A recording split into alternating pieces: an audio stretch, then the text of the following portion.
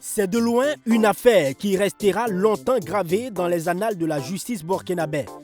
Des blindés qui font irruption dans un palais de justice pour extirper une mise en cause dans une affaire judiciaire. C'était Adja de Komsilga ou Larissa Nikiema, connue encore sous le nom de la guérisseuse de Komsilga, poursuivie pour incitation à la séquestration et à des coups et blessures. Ce feuilleton a démarré le 28 juillet 2023 après que des individus proches de la guérisseuse aient bastonné copieusement un homme à qui il reprochait d'avoir profané le sanctuaire de la guérisseuse. C'est le 6 septembre à minuit que le tribunal rend le verdict. Larissa Nikiema sera condamnée à 36 mois de prison plus 1 million d'amende assortie de sursis. Ces 8 coprévenus prendront aussi des sursis. Et quand une page se referme, une autre s'ouvre, cette fois sur un homme politique. L'ancien ministre des Transports, Vincent Dabilgou, a été condamné à 11 ans de prison, dont 7 ans ferme et une amende de plus de 3 milliards de francs CFA. Poursuivi pour les faits de détournement de deniers publics, financement occulte de partis politiques et blanchiment de capitaux, après des renvois incessants, des productions de fausses pièces, des clashs entre avocats et parquets. Finalement, c'est le 17 août 2023 que le tribunal de grande instance Ouaga 1 a fait tomber le couperet. Dans la nouvelle construction de l'aéroport de Doncé, il s'est produit un drame qui a ouvert une porte à la justice. 7 personnes avaient perdu la vie dans l'effondrement d'une dalle. 5 prévenus ont été reconnus coupables des faits d'homicide involontaire et de blessures involontaires dans l'affaire. Ils ont été condamnés à des peines d'emprisonnement de 12 mois, dont 2 mois fermes, et à des amendes allant de 250 000 à 2 millions de francs CFA. Leur sort a été scellé par le tribunal de grande instance Ouaga 1. Des leaders de la société civile et des journalistes étaient poursuivis dans le dossier dit « Appel à incendier le palais du Moronaba ».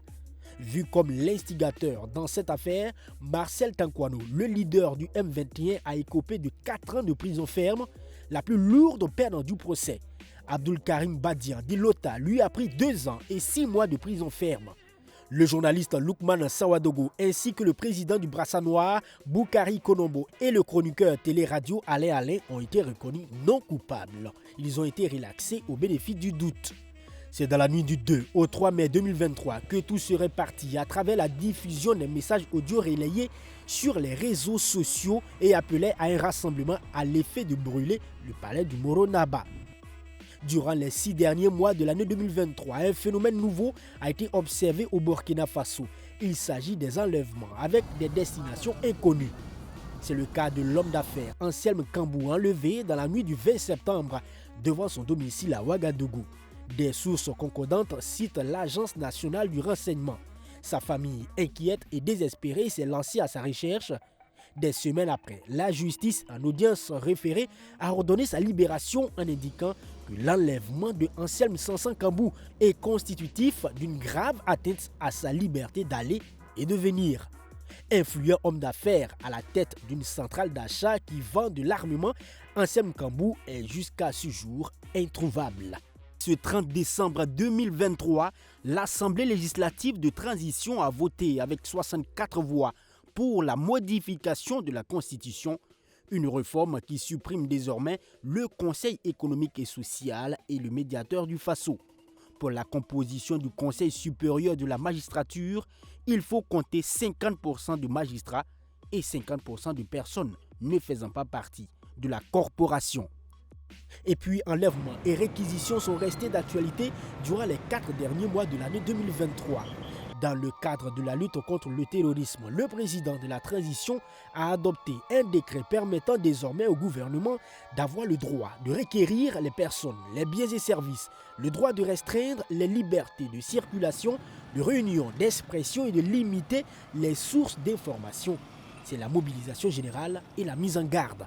Depuis la vulgarisation du décret d'application, des acteurs de la société civile, des activistes, des journalistes et des hommes politiques sont réquisitionnés. Mais la méthode de réquisition ne porte pas l'assentiment de tous. Les dernières personnes à avoir été notifiées pour le front ont même intenté une action en justice. Rasmane Zinaba, Bassirou Badjo du Balai Citoyen et le journaliste Issaka Lengani, après tractation judiciaire, ont finalement eu gain de cause avec la justice. Elle indique que ces réquisitions sont illégales et demande de mettre fin au déploiement des personnes réquisitionnées de force.